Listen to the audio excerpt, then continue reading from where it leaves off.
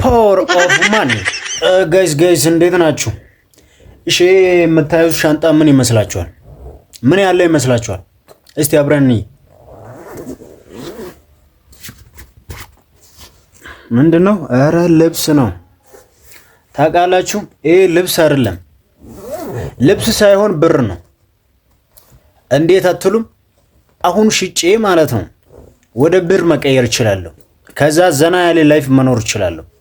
ስለዚህ ሁላችሁም ኢትዮጵያውያን በዚህ ሰዓት ብር የሚያስፈልጋችሁ አውጥታችሁ ሽጣችሁ በቃ ማኒ ወደ ኪሳችሁ መክተት አለባችሁ።